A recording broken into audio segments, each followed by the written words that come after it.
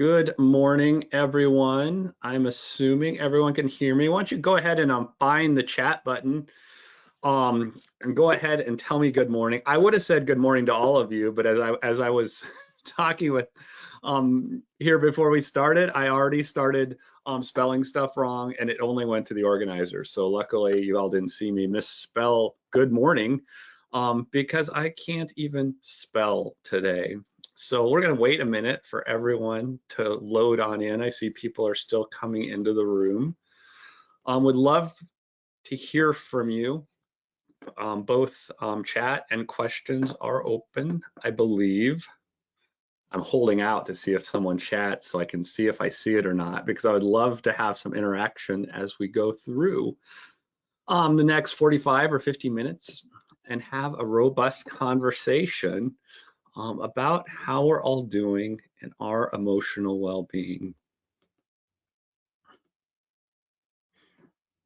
Are you seeing the good mornings roll in, Jason? I am not. Okay, well, you have several people saying good morning, that they can hear you and I can hear you. So it looks like you just can't see the chat, but I can see it. So that's disappointing, I know. This is why I won't complain out loud, but you can say it. It's okay. Meeting is my nemesis. So of all the platforms, I struggle with GoToMeeting the most. So if you could just go ahead and shout out as we go through some of the chat, that would be super helpful to me. Yeah, definitely can. I love to hear what people are saying as we're going. And so that always makes it interesting to me. So I'm Jason Haglund.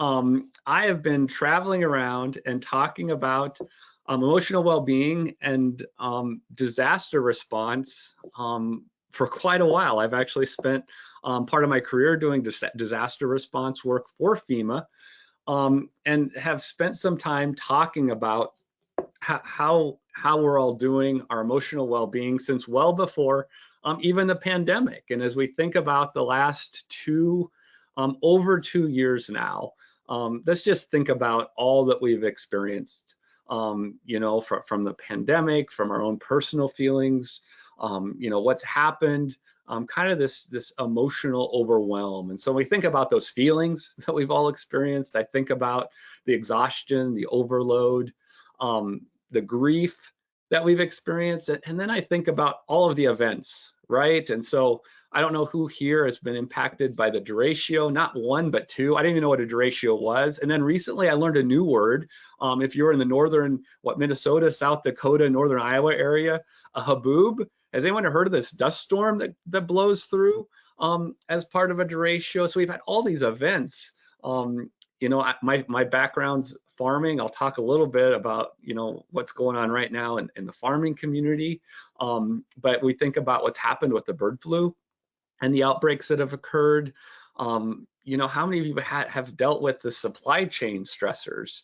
You know, I've been experiencing, you know, ongoing issues of getting the things I need, finding parts, both for me as a farmer and also within just my own personal household. Still being able to get things can be challenging right now. So we've kind of had all of these compounding stressors that have been piling on one after the other. I don't know if anybody's putting anything else in the chat, but what other things have you been experiencing over the course of the past, you know, 2 years? We think about, you know, inflation, the political instability, worries about our family. It's been a lot, right? And it feels like it just keeps coming. And so all of those things contribute to this collective trauma that we've all been experiencing. And I'd like to point that out with data. I was recently doing a presentation for a company here in Iowa. It's actually a Fortune 500 company here in Iowa. And it was a big room full of engineers. They're like, Jason, we need more data. We understand that. And so when you have to talk about emotions with some folks, it's good to show data. And so this has been my favorite slide. I've been looking at the data from the National Center for Health Statistics since April of 2020. And so I want you to tune into that top blue line that you see in front of you, because this is just so important for us to understand where we're all at right now. And that top blue line, if you'll notice, it goes up and down. It peaked in November of 2020 at 44%. And here just in April 11th of 2022, that blue line was still at 28%, I guess 27.8%. That line represents the number of Iowans experiencing anxiety and depression within the previous 4 weeks. So for the last 2 years, Iowans across the general population has been experiencing this increased level of anxiety and depression. Prior to the pandemic, anyone want to take a guess how many Iowans, this is Iowa specific data, you can look up your local state data at the National Center for Health Statistics website. Prior to the pandemic, what was the average levels of anxiety and depression across the general population? Does anyone want to take a guess? Yeah, if you want to enter it into the chat, I'll go ahead and share with Jason some of your guesses are. I see 15%, 11%, 10%, 18%. Somebody looked at the slide. There's 11% down there. They got it. All right. So that person gets a gold star. 11%. If we go back to 2019, were the levels of anxiety and depression. So if it feels like people in your workplace are a little more on edge, if it feels like people in your community are a little more on edge, people in your neighborhood are a little more on edge, it's because we are, right? Those levels of anxiety and depression have been prolonged over the course of the last 2 years at 2 times, sometimes 3 times higher levels than pre-pandemic. And that's having an impact on our workplaces. It's having an impact on all of us. And so it's really important that we look at that number and recognize that as we have these conversations of, well, we're getting back to normal or the pandemic's over, it's not. We're still carrying with us that collective trauma. We're still carrying with us that anxiety and depression, and those levels aren't going down at the rates we may have expected those to go down. And so I thought, wow, this is kind of a depressing slide. So what can we do to uplift that? And so I added that bottom red line, and that bottom red line represents the number, and this is again, Iowa specific data of Iowans who are receiving counseling or medication management. And my hope was that we'd see that line go up as we start having more conversations about emotional well-being. And May is Mental Health Awareness Month. As we talk more about our mental health, that we would see more people getting supports and getting help because of these high levels of anxiety and depression. And what we see is that line is trending up, right? But not trending up very quickly. If we look pre-pandemic, 19% of Iowans were getting therapy or medication management for anxiety and depression. And as we ended at the time here in April of 2022, it's right at 27, 28%. And so although that number has increased by about 10%, it's still pretty low, right? That there's a much greater need out there than what's being met right now. And so I think that's really important as we think about our workplaces. And we think about emotional well-being is how can we move that needle? How can we help provide supports to people? And professional support isn't necessary for everyone, but what can we do to start to move that needle and move forward with finding some supports and helping people? Because we know what happens in Iowa when we're anxious and depressed. What do a lot of Iowans do? What do people across the Midwest? I was on a webinar with a bunch of folks from Iowa and Nebraska yesterday, and Nebraska is a lot like Iowa. What do? I'm waiting for the first person to type it in chat. Give me a shout out. We drink. They drink a lot, right? Here in Iowa, we love to drink in Iowa. When you look at the annual report from the Division of Alcohol Beverages, we can see that number has only gone up every year, I think for the past 10 years. We can only see since 2016 there on that slide. But last year went up 13%. That's a double-digit increase from those previous years. And so we're seeing continued rates of alcoholism. We see excessive drinking by county. You look across the whole Midwest, you look at Illinois, Wisconsin, North Dakota, South Dakota, and Nebraska. Wow, those cold winters apparently aren't good for us because we spend way too much time inside, apparently, drinking. And finally, let's just remind ourselves of who's doing the binge drinking in Iowa. Can I get a guess in the chat? I always like to hear who people think are the binge drinkers.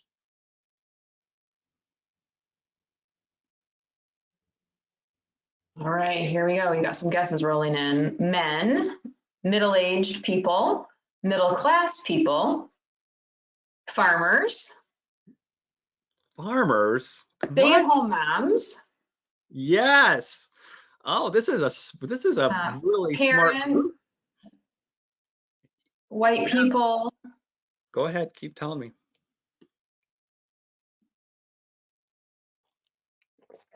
That might be the end of it. We have All right. middle-aged, middle-class farmers, stay-at-home moms, parents, white people, 30-year-olds, 30-ish age group. I'm so glad that no one threw college students under the bus, because a lot of times we get it's college kids, it's not us, and we know it's not actually. It's the middle-aged, and actually women are showing some of the largest increases in binge drinking. And why do we think women are increasing their drinking right now over the course of the past 2 years? Anyone want to take a guess? Because the kids at home has been hard, feeling overworked, having children at home, had to Exactly. stay home with the kids more than their partner, have more responsibilities. They already have too much on their plate. Yeah, because we know that the Leaving the pandemic. workforce. Women are Yeah, leaving the workforce. Yep. all of those are fantastic. And we have to remind ourselves, right, that women and those under age 30 were most impacted emotionally by the pandemic, right? And so as we think about all the extra duties as caregivers, having to manage jobs, trying to sort all of that out, that women took on an exorbitant role over the course of the past several years. And so that has only contributed then to what we're feeling then in the workplace, right? That emotional context that we find ourselves in. And so all of those things combined. And who was least impacted by the pandemic? We'll just throw this out there while we're here. Does anyone want to take a guess? Because this is really important when we think about workplace culture. We have one person saying no one was least affected. Well, statistically, there was one group that was least impacted emotionally by the pandemic, and that was old white guys. Someone said senior citizens, and then someone said men who work outside the home, and then another senior citizen. So Yeah, so men over age 50, thank goodness I'm not one of them. But men over age 50 were least impacted emotionally. It doesn't mean they weren't impacted. It just means they were least impacted emotionally. And so what we find, and I do a lot of work in different corporate settings, is what we find is a disconnect in the workplace because who's generally in charge? In a lot of businesses and corporations across the state and across the country, it's generally old white guys. And I'll be honest with you, and I've had a lot of conversations with a lot of old white guys over the course of the last 2 years, and they're struggling to figure out what's happening. And that's partly then only grown this disconnect between what is needed in a workplace, how to create an emotionally healthy workplace, and how do we have honest conversations about our emotional health. Because I can tell you, as a farmer working in ag settings, that it's typically the old white guys that are least wanting to talk about emotional well-being, their mental wellness. Now that's starting to change, right? And we want to continue that change, but we really need to figure out how do we do that. And to have that conversation, we have to get really honest with ourselves, and we have to get really vulnerable about how do we talk about that and where can we talk about that. And I think if we look at the slide in front of us right now, this is why we need to talk about it. How many of you have found yourself at this intersection? How many of you have been here? I've been here a lot recently, and so I still find myself at this intersection, and it's exhausting because I want to do the right thing. I want to find a way forward, and everyone tells me we should be moving forward, but sometimes I feel like I'm stuck, and so I spend a lot of time trying to get unstuck. Is anyone feeling stuck on this call right now? I'm seeing some people chiming in that they feel the same, and I've also seen someone say all the time. And I will personally attest, yes, I feel it. Yeah, and so when I'm stuck, then I don't make good decisions. When I'm stuck, I use my capacity just spinning my wheels, and so that's not a good place for anyone to be, right? And so we need to think about what can we do to get stuck? How do we move forward? How do we manage all of this? And the first thing we have to do is recognize that sometimes when we're under all this stuff, when we've had these compounding stressors and compounding trauma over the last 2 years, we're going to experience burnout. We're going to experience overwhelm. And so we need to normalize that. And we need to figure out how can we talk about that in a way that's helpful and beneficial. I do a lot of work with Dr. Erin Yerlich from Drake University. And so she spends a lot of time doing research and working with rural pharmacists. Do you know that rural pharmacists are leaving the profession at rates that are higher than any other profession right now? The levels of burnout, that it's very likely in the next 3 to 4 years, there will be an extreme shortage of pharmacists in many rural communities because people are not coming into the field. Pharmacists are not coming into the field as quickly as pharmacists are leaving the field. And so we need to get really honest with ourselves about, how do we acknowledge the burnout when it occurs, and how do we support people through that? Because just because you're burned out doesn't mean you can't reverse course, right? That we can't find that out.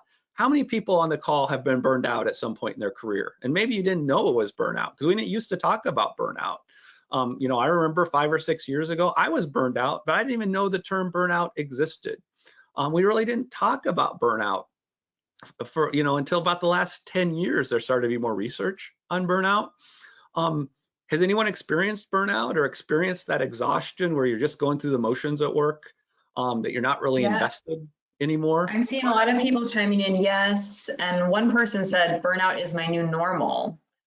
And then Yeah, we have someone chiming in, someone who works at EFR, who works with our student assistance program, referencing that teachers are feeling a lot of burnout right now. So yeah, a lot of yeses, and people giving examples of I switched jobs because I was burnt out. I'm feeling like I'm on autopilot a lot of the time. yeah. Yes. And so it makes me sad when I hear that burnout is your new normal, because I don't want to make that your normal. We need to talk about then what's going on. And a lot of times when someone's burned out, just going to a different job may not cure that burnout. That we got to work through what's causing that burnout. What are the stressors in place? What are you doing to rejuvenate yourself every day? What do you do to create that occupational recovery that we all need to be effective in what we do, and to help to find that blend that we need between work and life? And so, I think that's why this conversation is so important, and that's why we really need to talk about this during Mental Health Awareness Month, right? I mean, that's why this is May. We need to have open conversations about how do we promote wellness in us, right? And when I talk about wellness, I really promote the term of well-being, because it's really about emotional and physical well-being. That we're one person, one body. So our head isn't disconnected from the rest of our body. We really need to think about what are we doing to care for ourselves ongoing. And so it's really important we understand that burnout, right? Sometimes we label burnout, and sometimes it's just chronic stress, right? That not all the time do we actually reach burnout. Sometimes we're just under a lot of stress, and stress is normal, right? In a lot of our professions, we experience stress all of the time. And so, as we think about stress, as you think about how you manage stress, think about what do you do for you as you manage that stress. I'm a farmer, and so I'm actually a 5th generation farmer. So my family's been farming since the 1880s. I still farm the same land that J.B. Hageland farmed when he came to this country as a Swedish speaking Finn, I think in 1884. And so this time of year I always prepare for, because I know I'm not going to get much sleep.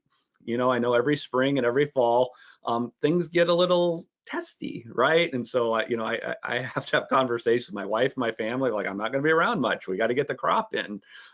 We have a lot going on, and it's really stressful right now. And so, I have to think about, what am I doing for myself? How am I managing that? I'm used to getting more sleep than I'm getting right now. And so I have to really think about, how am I going to help support myself as we work through this stress and these stressful times? And we'll all have stressful times at work, right? How many people experience stress at work? We all will at some point. However, can we experience chronic stress all the time at work and keep going? I'll let you think about that for a minute.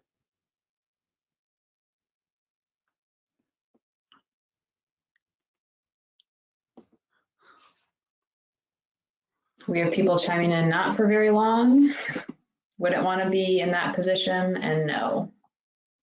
Yeah, So and yeah. so let's think about impact on your workplace, right? So if you create an environment where people are under chronic stress all the time, and there are some environments that's just the nature of it, right? So I think about emergency departments and healthcare. You know, that there are some professions, occupation and jobs that are of higher stress than others.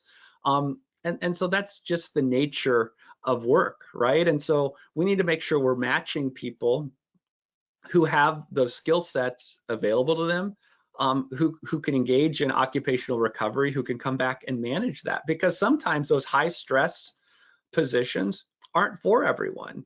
And it's okay to acknowledge that some people just don't work well under stress, that they need to be in a role that's more suited to them.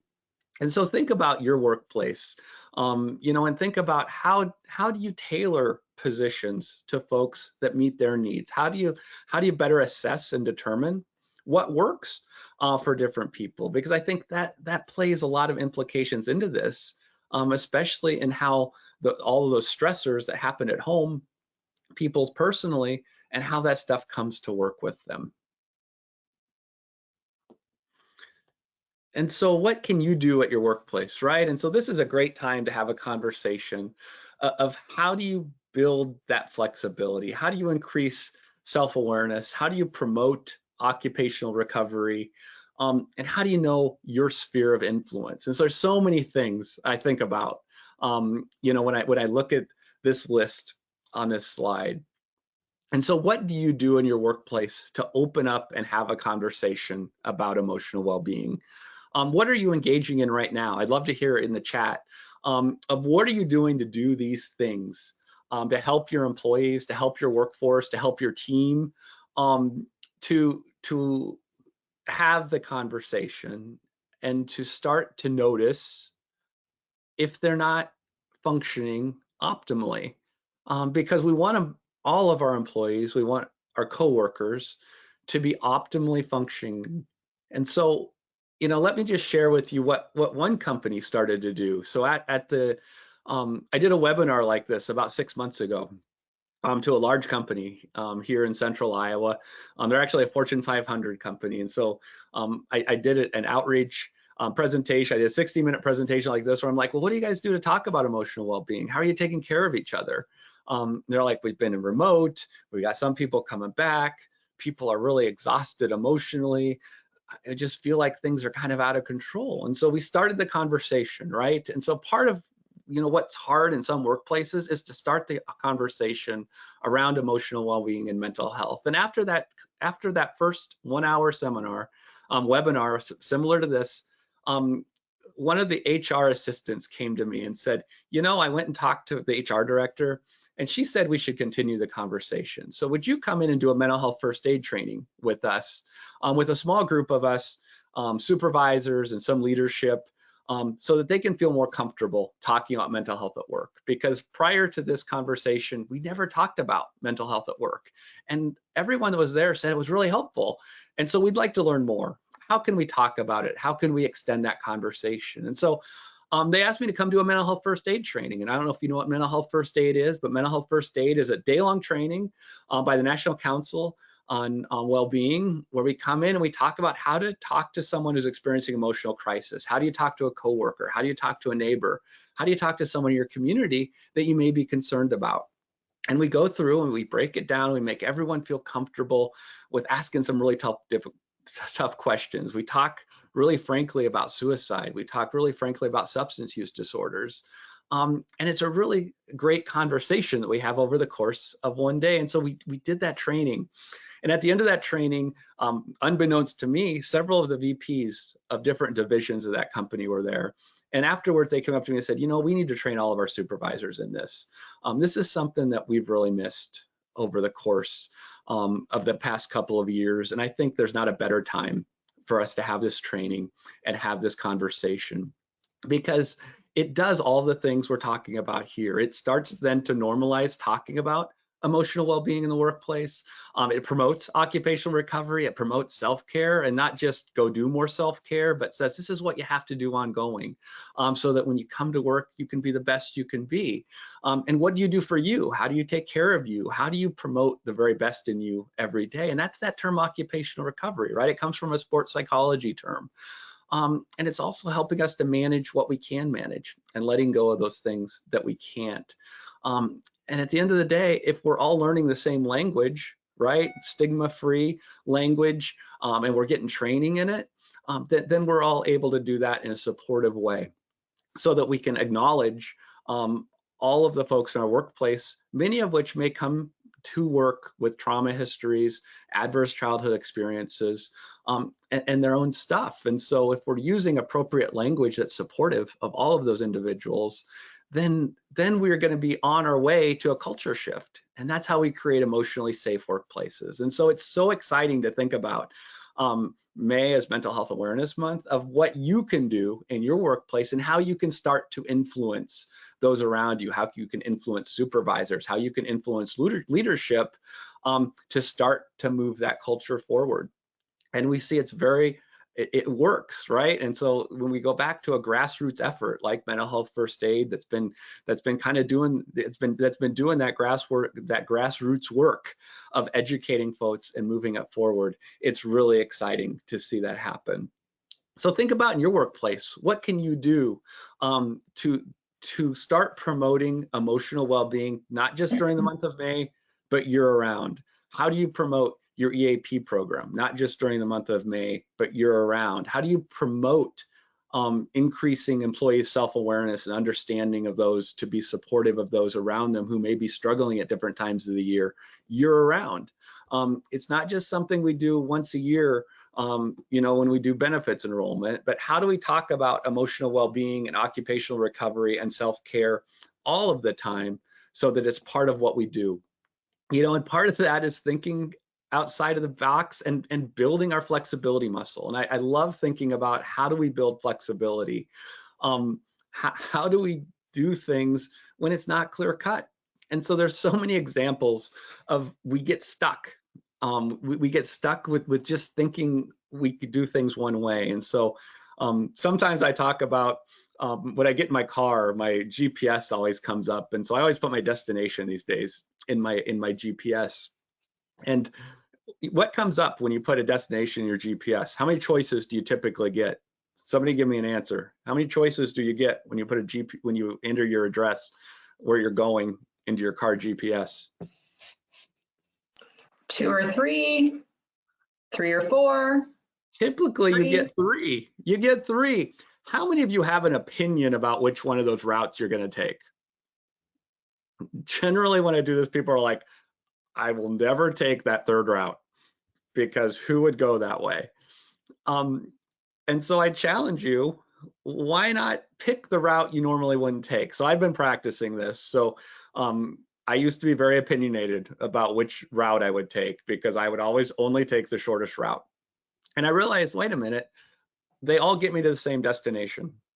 So why shouldn't I experience doing it differently? And so sometimes I used to be opinionated too about coworkers or people I supervise, because I'd be like, well, they're not doing that the right way. Well, if it gets to the same destination, should I be more flexible? Should I allow for more right answers around me? And so think about how you can help to promote that right alternative way to get to a destination. I can tell you, yesterday, I was planting soybeans, and so I got my Starbucks cup in front of me. I don't know if you can see me right now. You can flip the screen on. And so that cardboard outside of the Starbucks cup, I folded up 2 times. My planter was broken. One row wasn't planting at the right population. And so we had techs there. I was on the phone to John Deere. We did all kinds of things. I folded this piece of cardboard over 3 times and shimmed up one of the seed boxes, and we planted 100 acres after that. Can you believe I fixed a $100,000 machine with a cardboard piece from Starbucks? But that's what I did, right? It fixed the planter, the population was correct, and I was able to finish the field that day. it's probably not the way I would have chosen to fix it. That's not the way John Deere Tech told me we should fix it. No one would have thought of that. But sometimes we think out of the box, and guess what? We achieved the goal we were looking for. And so how open are we to thinking about other alternatives? Because right now, during these difficult times, it's really important that we think outside of the box, that we think about flexibility, we think about there are no bad ideas. If it gets us to where we're going, if it gets us to the goal, if it meets the organizational mission, then we should be embracing alternative ideas and moving whatever direction we can that gets us moving forward. And so we do that by being more self-aware, right? We play to our strengths. And I was just reminded about this at a conference I was at, like 2 weeks ago. I was at a conference and somebody reminded, they said, you know, we do the Colby. And so I don't know how many of your workplaces do the Colby index, but I'm like, oh, I should dig mine up because I did this like 5 or 6 years ago. And it reminded me, right? It reminded me that I shouldn't implement things, right? Because my score is horrible on implementation, right? I love to be a fact finder, and I love doing startups, right? But I burn out. I don't do good with follow through and implementing things. I'm just an ideas guy. I love writing policy. I love doing analysis. I love doing the consultant piece where I go in, I identify what needs to be done, I create a plan, and then I need to hand it off. Because my place isn't to be the implementer and dig into something for 2 years to see a project through. That's not my strengths. My strengths are on the front end. And so I've done a really good job over the course of the past couple of years of finding my niche, of doing the work that plays to my strengths. And as I think about burnout, I think about employees, how do you play to the strengths of all of your employees? And how do you promote that? And so this is where I can see sometimes when I'm farming, like as we get to the end of planting season, I'm like, I'm great at getting all the technology set up, and I just got another new round of technology installed and everything, got it all set up. I'm really good at all that and getting all the IT stuff set up. But now it's like, oh, now we got to get done all those acres. And so then I start to fade, right? Because I'm like, oh, it's not fun anymore, right? I'm not setting it up. I'm not doing all that. And so think about, how do you play to your strengths? How do you promote your own well-being and strengths and be able to do that? And it makes me laugh sometimes. And through all of that, who's a big Brené Brown fan here? That sometimes we have to set boundaries. Sometimes we have to say no. And how do we set that up for success ahead of time? How do we have preemptive conversations with supervisors or our bosses so that we can set boundaries when we need to do things to protect ourselves? We have to take care of ourselves first before we can take care of everyone else. And so, you know, you might want to have one of these hanging around, because, you know, frequently we hear the story about, I don't know if you can all see me, but, you know, when this comes down in an airplane, who needs to put the mask on first before you can put the mask on other people? You got to put the mask on yourself first. And so I think that's a good reminder. And so I keep one of those. You can't imagine all the things on my desk right now, but I keep one of those handy because it helps me to remember that I have to take care of myself first before I can be there to take care of everyone else. And so I encourage you to think about what do you have in place, so you remind everyone that, you know, you have to take care of yourself. You have to put yourself first sometimes, so that then you can be there and be the support you need to be to others. And so I love that analogy. And so I started carrying around my oxygen airplane mask with me. Don't ask how I got that. I may not be allowed back on that airline again. Joking, I got it legally. So what can you do to promote occupational recovery? You know, think about what those things are that rejuvenate you. And so occupational recovery, kind of talked about it earlier, I touched on it, is that sports psychology term, you know. And so think about pro athletes. You know, how do athletes train? Every day they train with the idea that they're going to come back tomorrow and train again. And so they're always thinking about, what do they do today so they can come back and train stronger tomorrow? We should approach our work in that same way. You know, if we get to Friday and we're exhausted, then I would say we're probably doing it wrong, right? We should have more energy at the end of the week, because we're doing all those things to take care of ourselves throughout the week. We should be energized because we're going to the weekend and we're going to be able to do the things we really want to love on the weekend. So think about, what do you do to rejuvenate every day? How do you get your energy back? every day, because there's more to life than that 8 hours or 10 hours you're spending at work. And so what are you doing to rejuvenate yourself? What do you do to bring your energy back?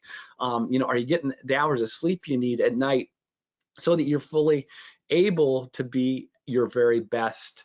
And I think about work-life balance. How many people like the term work-life balance? Or maybe I should ask, how many people are really good at balancing? Do you remember, like, on the playground, you used to go on that balance beam thing?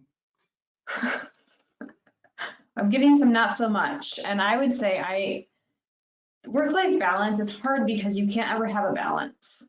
And I try not to, as a wellness professional, and I do a lot of, similar trainings to you, Jason, it's hard because it's easy to say work-life balance, but it's like, what is a better way to capture that? So I'd love to hear what you like to call it. Well, when I think about balancing, I spend all my focus on balancing.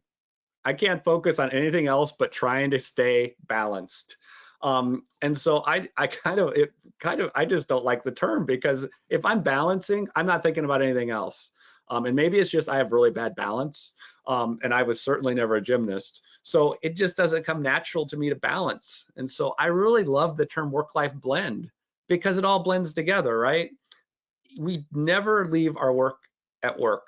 It doesn't happen. And we can look at study after study, if we need the data to remind us that if we have a bad day at work, it's going to come home with us, because we just don't magically leave our emotions at work.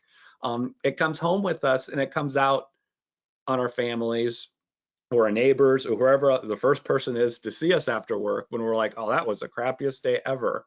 Or if you have the best day ever, that follows you home too, because you're in a better mood, you're elated, you're going to do other things, maybe have more energy at home that night. And so we have to think about, how do you blend those things together? And especially in this world where more people are working hybrid, or you're going to be talking to people who are working from home. I was just on the phone the other day. I had an airline ticket thing, and the only way I could get it changed to what I needed was I had to call customer service. And I remember it used to be back in the day, I would call customer service and it would be a call center somewhere, and you could hear people in the background and everything. Today, I could hear the person's kids in the background, right? And her kids were very happy. I said, well, sounds like your kids are happy. And we talked about her kids while she was rebooking my airline seat. And I have to tell you, right? That's a work-life blend, that she's finding a way to work at home and take care of her kids at the same time. That's not balancing, that's blending those two worlds together. And so I really want us to think about, how do we talk about this? What language do we use? Because in my opinion, balance doesn't accurately describe what we're asking our employees to do in this day and age. And so it really is a blend. And how do we help our employees to find the right blend for them, so that they can be the most they can be at work, and also be the most they can be at home, in their communities and in their neighborhoods. And so as you think about your culture at your workplace, it's not just about having a webinar. It's just not about having a training, right? It's about, how do you move that culture forward? And so I follow a lot of, I have a lot of colleagues, on LinkedIn, and I follow, and I see the one-day trainings, or the 1 hour training that people have, and those are important, right? But they have to be done alongside, evaluation of policy. Making changes long-term that start to move that organizational culture forward. And so when you think about what you can do to help your employees, it's more than just promoting self-care in the newsletter once a month. It's more than just saying, hey, we have an EAP program. It's about, what are you doing to move that forward and normalize those things, decrease stigma in the workplace, and really get people talking about emotional well-being. There was recently a survey done by Bank of Iowa. And so why do banks do surveys on emotional well-being of the people that they serve? Anyone have any guesses? Bank of Iowa does a lot of loans to farmers, right? And so why are they going to fund surveys about emotional well-being in rural communities across the state? All right, we'll see if we get any guesses.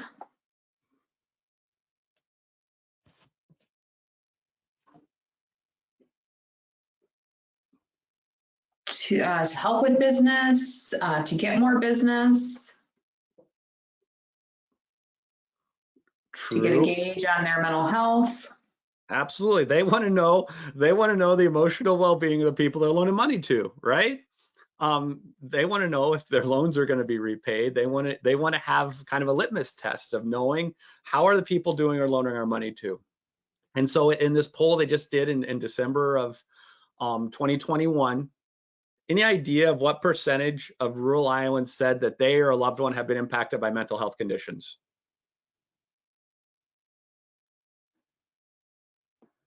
You think it's high or low?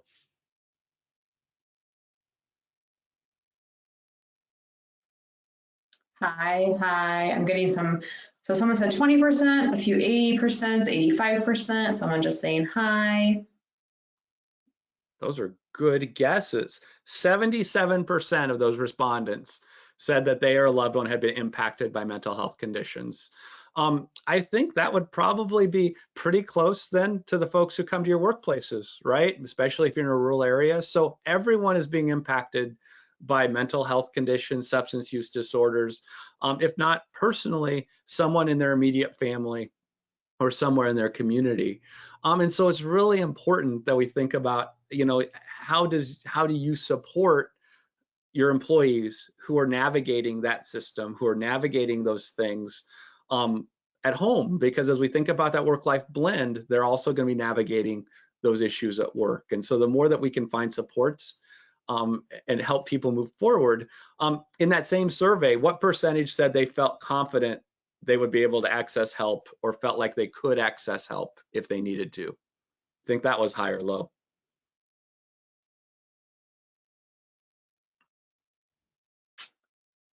Getting people guessing low 15%, low 30%. Yeah, so in this survey, it was 44% said they would be reluctant to seek help. So, that's good that only 44% were reluctant. It meant that other, 56%, would be more open to seeking help. But still, we see, almost half in other polls saying that even if they did need help, they would have difficulty or reluctance in seeking help. Which we know that individuals with mental health conditions, anxiety, depression, are, the longer you go without treatment or care, the worse things get, both at work, at home, and relationships, ability to function. And so it's really important that we think about how you can assist in your workplace of helping that out, right? And so as you think about how you can do that, think about how you integrate that in workplace culture and how EFR can help you to integrate that into workplace culture, of what you can do to integrate that into language, and how you then create that destigmatizing language that helps everyone feel welcome as you have that conversation moving forward. I talked a little bit about mental health first aid, but mental health first aid is a great way to set the stage for the ongoing communication of anchoring the conversation in language and an approach that helps from an educational perspective. So of making sure that everyone understands what all of these conditions look like and how to support someone. And I think, as we think about physical first aid and CPR, many workplaces require people to be trained. I often go into places, I'm like, how many people here are trained in first aid and CPR? And everybody raises their hand. And I'm like, how many of you are trained to deal with someone who's experiencing an emotional crisis? And no one raises their hand. I'm like, how often have you come into contact with someone who's experiencing an emotional crisis? And usually everyone raises their hand. And I say, when's the last time you used first aid and CPR? And usually it's only a couple of people that have used that over the course of the last year. So think about within your training portfolio, how do you train people to respond to coworkers, community members, and others when they're experiencing an emotional crisis? Because so frequently we see people experiencing emotional crisis right now. And so remember that whether we talk about an invisible suitcase, or any other, there's a couple other examples I think of, we're all carrying with us all of this stuff, right? We have all this stuff we're carrying with us, that emotional stuff, the trauma for the past 2 years, potentially traumas from before that, adverse childhood experiences. And we've had this ongoing prolonged anxiety and depression across the general population that has just raised our anxiety. And so a lot of us have been in this survival mode. And so many of your employees have been in this survival mode for a prolonged period of time. And so they may not be making good decisions still today. It's been a very difficult ongoing time for many. And so as we think about all of that stuff, sometimes we can't tell. Like someone may on the outside look like they're fine, but have been struggling for such a prolonged period of time that they're exhausted, emotionally exhausted, and that will, eventually come out and be physically exhausted. And so it's important that we think about what supports we can provide people, what guidance we can provide, and how we can support people even if we can't see what's going on. Unlike a physical disability, we can't see what's happening to someone who's struggling with a mental health condition. And sometimes we can't see it with a substance use disorder either. Sometimes those things are very hard to detect, and we don't see it until things progress to a point where someone is making significant poor choices at work, or that we start to see the effects of that at work. So think about what you're doing, what you can put in place to support that. I would love to hear some questions or thoughts you have on what we talked about, but think about the EAP benefits here at EFR, what types of trainings and support that EFR can provide to you, how you can better promote that to your employees. So oftentimes I go into organizations and half the employees say, oh, we have EAP. How do we access that? What do we do? And usually the HR people have their hands in their head, or the people have their hands in their heads going, we talk about this all the time. You have to talk about it all the time. It takes a lot of repetition for people to hear it when they need it. And so don't be afraid to over communicate all of the different benefits that are available, because so oftentimes people don't hear it until they need to. And so it's one of those things that when you don't need it, you kind of just tune it out. But when you do need it, it's good to have it there and available to you, because that's when people tune in. And I would say, Jason mentioned that there are the EAP benefits for individuals, but as an organization, you have access to a variety of trainings, and mental health first aid is one of our offerings. So if you're interested in bringing that into your workplace, you can, one, if you're not in HR, you could ask your HR team, would you, consider bringing mental health first aid into our workplace? Employee and Family Resources is a provider of that training, and then your HR representative will be able to connect with their contact at EFR. Otherwise, you can just email info@efr.org, so info@efr.org, if you want to look into that further. We also have an app, as Jason is showing you now, and this is available for download in both Google and Apple app stores. It's free. You can listen to our podcast, register for webinars, view past webinars, read our blog, and we actually just released 6 guided meditation relaxations for Mental Health Awareness Month. So there's a way to, give yourself some of those mindful moments that are so hard to find through our app. That's awesome. Yeah, and when you think about as you promote those, remember that those meditation is great for some folks. Some folks it's yoga, some folks it's knitting. Think broadly about everyone needs something different to rejuvenate, and find that inner peace. So leave that open to employees to find what works for them. I just be cautious, not just to say go do more self-care. There's so many things that people can do. It's really important. Yeah, I want to read a couple of comments that I think are valuable. We have someone sharing, we need to be extra attentive to our busy school-age students who do not have the same level of control over their schedules as we adults do. They will need our help with recovery. And that's actually coming from someone at EFR who works closely with our schools through our student assistance program. So if you're on this call, you most likely have our employee assistance program, but as a fun fact, we provide a student assistance program to a lot of schools throughout the state of Iowa.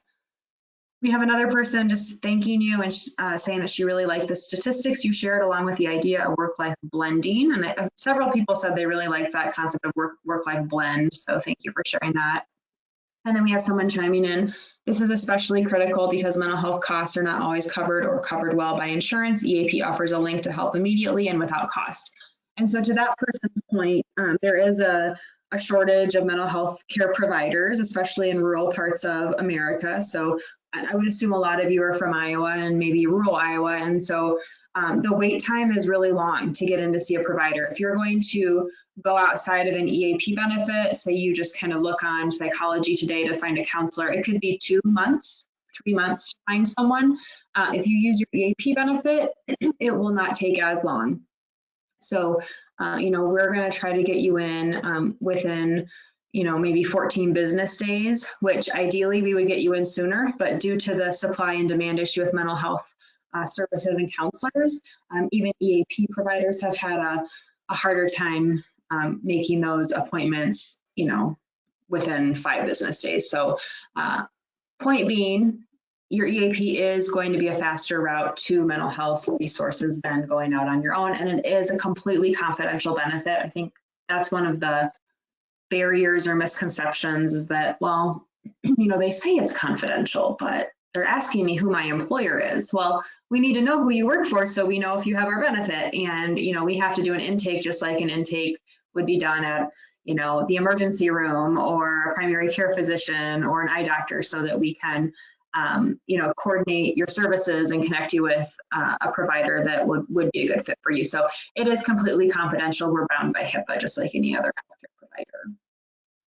And think about if you need to increase your offerings. I will tell you anecdotally, all of my friends who teach at colleges right now tell me that freshmen and sophomore are struggling more than any time they've ever experienced. And so that's your future workforce. And so, I think we need to be looking at the struggles our kids are having, not only in elementary, middle, and high school, but the real struggles we're seeing with kids who are in college right now. The pandemic emotionally took a great toll on that age group. And so they are struggling right now, very much so.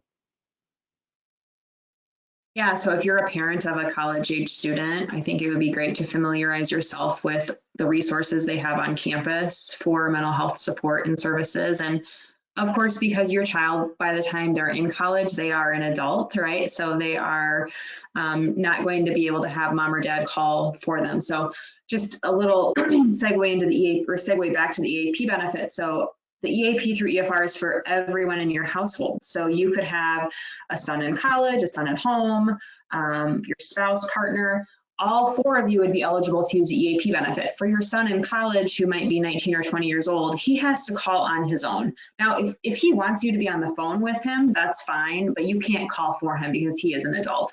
For your 11-year-old son, you would be making that call. Your partner would have to make the call on their own, but the benefit is available to anyone in the household. And don't forget to take advantage of the resources for your college-age kids. Thank you for reminding me to bring that up, Jason, because that's a really good point. You're welcome. So, this concludes our webinar for the month of May, which is Mental Health Awareness Month. And as Jason said, think about promoting your EAP all year long, not just during the month of May. Oftentimes it's a benefit that goes unused or underused because people forget about it. They don't even know what EAP stands for. They think it's for a crisis, but while we can be there in the event of a crisis, we want to help prevent as many of those as possible. So being proactive about your mental health in the same way that you are your physical health is a good start. So thank you so much, Jason. This was a great webinar, lots of information. And for those of you on the call, this is being recorded and we will be posting it on our website. So if you have someone in mind who you think could benefit, just go back to efr.org later today, click on the Stay Connected menu, and under webinars, you'll see the recording. But thank you so much, Jason. Make it a great day. Thank you. Goodbye. Bye-bye.